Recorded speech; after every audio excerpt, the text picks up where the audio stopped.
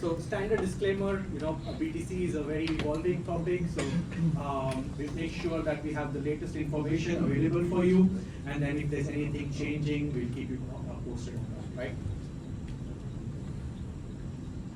Yeah, this is us, this is myself. So, big pictures, right? And Gaurish, one of my colleagues. So we also have run together a webinar. It was an 8-part webinar about BTC, and we had over 3,100 participants. So the recording is still online. So reach out to us if you would like to listen to, and there's much more details as we can cover today. Right? Yeah. So over to you, Ralph. Can I take over the slides?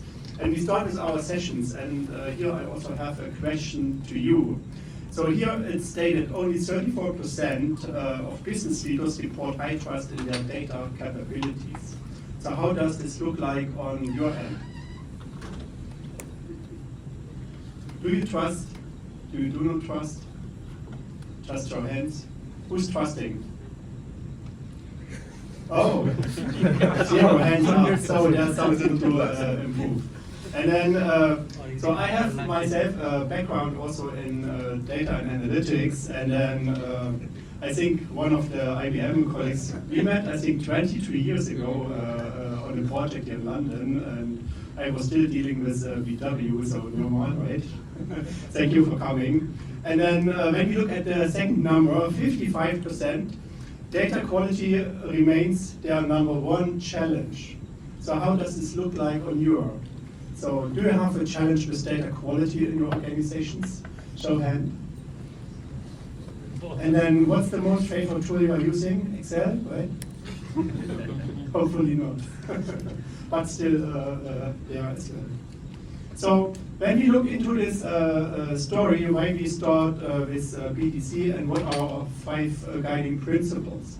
So inside of the webinar we had one of our colleagues talking about it, and here we have those 5 topics like person centricity. We have a modern lakehouse architecture inside of this. We talk also about the data products economy. Then about best-in-class analytics, planning, AI and ML. There we also have the Databricks part inside of BDC. And then for sure the gateway for exchanging data with non-SAP data. So when we look at BTC a little bit more in detail and we go a little bit bottom up, so we have at the bottom our sources where we take data from, right? And then inside of the foundation layer, you have everything inside for data acquisition, lifecycle management, orchestration, so on and so forth. And then we have here in the middle part the SAP Databricks. So we have Jason Miles from Databricks also in later session today. He will talk a little bit about more in detail on this topic. We have here our data product generator. Gaurish will talk a little bit about the data products. For sure, the administration cockpit. DataSphere, you might already know. This was a product already from SAP. This has been part of this entire stack. And then for sure, for reporting, the analytics cloud. And then, Gaurish. Thanks, Rob. So I think we'll take a look at a bit more details of Business Data Cloud, right? So you must have seen a number of kind of, SAP resources on this topic, and this is actually a very nice view that I like to show all my customers and whenever we do webinars, right? It gives you a breakdown of how it all comes together in terms of architecture, right? So if you look at the left-hand side, or your left-hand side, then we have the customer applications, S/4HANA or any other cloud solutions that you have from SAP, or even ECC and non-SAP solutions, right? So from a SAP point of view, what we offer with Business Data Cloud is what we call SAP Managed Service. That means we look after your Business Data Cloud instance, and we manage what we have, the data engineering pipelines, as well as SAP provided data products. And we'll go into the details of what that means, right? So we enable with the managed service, managed data engineering pipeline to get your data from your source SAP source systems into DataSphere, right? And also, what we have here is called managed data products. We'll see what managed data products or data products are in a second. And at the same time, you are allowed to have your own customer managed data products, right? So those are the data products that you are using in your landscape, whether it's SAP or non-SAP source system, and they are all stored together in the HANA data lake file system, right? That's where the storage of this data happens.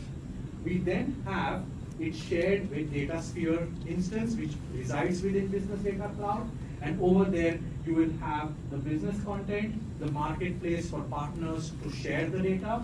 We have the data processing and consistency. We have the catalog, which is quite important for when we come to that, and then data integration and replication flow. So DataSphere, as you know, has been the successor of BW for quite some time. It's quite a mature product now, and that's at the center of Business Data Cloud. On top of that, we have the SAC, which is an analytics cloud, which then gives you all the analytics that you need to serve to the business users. But what is interesting over here and what has changed is the Databricks side of things, right? So with BDC, we have what we call SAP Databricks, which is a version of SAP version of the entire Databricks capability, right? With that, we have enabled what we call zero copy data sharing protocol, which allows you to have your data residing in the HANA Data Lake file system, and without having to transfer that data in and out or into third-party tools, you can use the zero copy data sharing to move it and share it with either native Databricks or SAP Databricks. So that allows you to run your AI ML use cases straight without having to do ETL of your SAP business data, process data, right? So that's how it all comes together. And as you can see, this SAP Databricks is what we offer within BDC, but a lot of big customers also have native Databricks already, which they have been using, and you can continue to use that and share the data from within BDC with the native Databricks solution, right? So with that, we come to what is a data product. So in simple words, data product is made up of three things: your data, the metadata associated with it, and then an API wrapper around that data, right? So it's in very simple words, three things, right? But as you can see in this diagram, the way it works is we create what we call primary data products and then derived data products, right? Primary data products are directly taken from your source system, whether it's cloud or cloud solutions or S/4HANA on-prem, right? And then based on the primary data products, we create what we call derived data products. And as you can see, they are self-contained. That means they have all the context available with them when you create a data product, okay? Then they have the right governance, right context in place, and they have the business semantics aligned together with them in form of the metadata, and they allow easy cataloging and sharing across different platforms, right? This is a very important concept, and I think this will kind of take over the info providers or data cubes. All of these concepts would go away in future, and all of that would be moved to what we have SAP data managed, SAP data products, which are either SAP managed or customer managed. Okay. We also have what we call intelligence apps. So these are pre-built applications, pre-built dashboards inside SAC, which SAP provides you out of the box, right? Instead of having to build your own, say, working capital management dashboard or any other dashboard for HR, for success factors data, you can directly activate the intelligence apps and start consuming that report from day one. That is the beauty of it. And as you can see, SAP is putting a lot of focus on creating for each of the business processes its own intelligence app, right? This is SAC dashboard. In addition to that, there is something called as Joule Just Ask, right? Which allows you to query this data and get the answers straight away using Joule. Then, how is it different to traditionally how analytics teams work, right? So traditionally, people focused on reporting as one of the main tasks for data analytics team. That is what people used to do as part of whether building dashboards or using third-party solutions for analytics, right?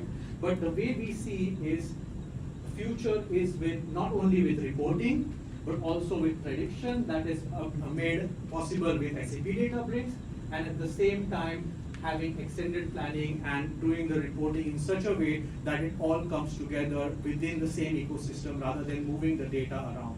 Right? So as you can see, that is the capability that Databricks brings to this whole solution. And when Jason talks about it, he'll go into the details of different use cases and how it all comes together within Databricks, right? So if anyone is more interested in that, and I'm sure Jason will talk about it, Databricks also offers a free tier, so you can test it out yourself. We also offer a BDC trial version for 30 days, which you can test out as well, right? And finally, like I think this is a bit of an elephant in the room, like Mihir said in his ECC.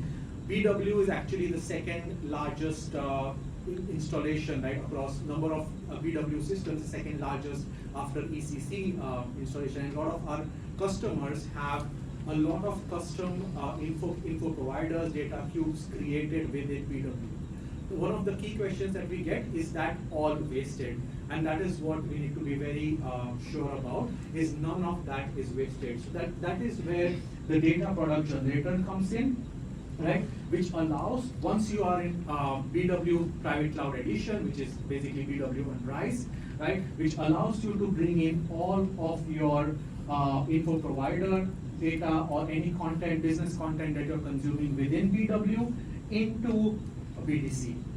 Right? So basically, without having to kind of redo all of it, data product generator allows you to convert them into data products, and then you can continue to use that within your BDC environment. Also, what is interesting over here is if you are an SAC customer or DataSphere customer, you don't need to kind of re-implement BDC. SAP will offer what we call a rewiring service. That means your existing data sphere would be turned into BDC, and then you will be able to add on to it SAP Databricks or SAC capabilities as you need. Right? So this is quite critical, and if you have any questions about this after this session, we can discuss this in more detail. This is one of the most important topic for a lot of our customers. We also have transition paths. So based on your BW version, we have different transition paths based on what you are using today. So whether it's less BW NetWeaver less than 7.5, BW NetWeaver more than 7.5, or BW for HANA, right? So we have transition path for each of them that is supported by SAP to make sure BW investments are protected. Quick shout out to the roadmap of BDC. This is quite critical because, as you know, BDC has been launched in February 2025, and it's still in process of being rolled out with latest and greatest functionality. So you can see everything that BDC will be that will be built into BDC in the product roadmap explorer, and you can see all the new intelligence apps, new data products that will be launched by SAP within the roadmap explorer. I think also for organizations who are multi-country business, just go to the next slide. Here, these are our data center locations. Right now we have BDC deployed in 9 data centers across the world. 8 are coming new on the roadmap. And then we also can jump into the next one already. We have a so-called BDC Discovery Workshop. And this is something where you would like to get a little bit know more what the solution is, how it's working, what's the situation really with you as a customer. Then reach out to us. This is a free workshop done by our colleagues. The main colleague who's responsible for it is located here in the UK. And we also have a free assessment. This on the next page. You can scan this code, and then a team will assess your current BW system, and then also works out what what is the result on your fast start. They look after the data, what kind of data is inside, how what different areas you are utilizing, and then you get a nice report out of it, which allows you a fast start into a BTC journey.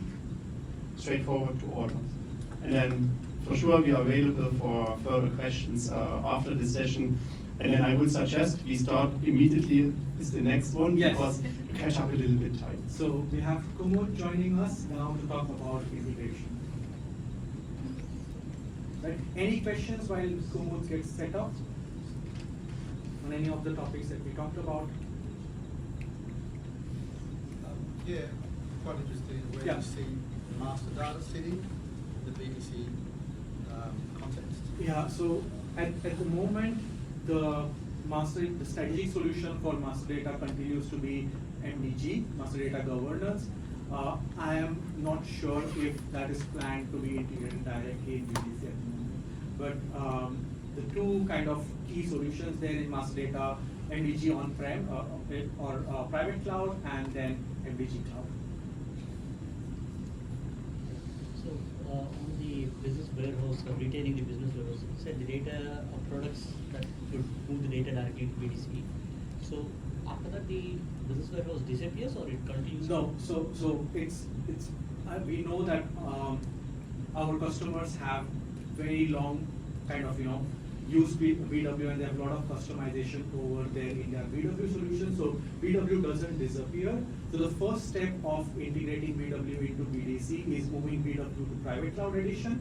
Once you have that, you can use the data product generator and slowly start moving your BW content into data products. We don't see that as a one-shot migration for most of our customers. We see that as a gradual move, moving some of the info providers, kind of simple ones first as data products, and then over a period moving all of those assets into DataSphere. But DataSphere then becomes the central place where all your data products are managed. Does SLT still have any role? Yes, definitely. So SLT will continue to exist because that is used not only in the BDC context, but in group reporting context as well, right? So that continues to be the main solution for central finance and group reporting, put all the data in there.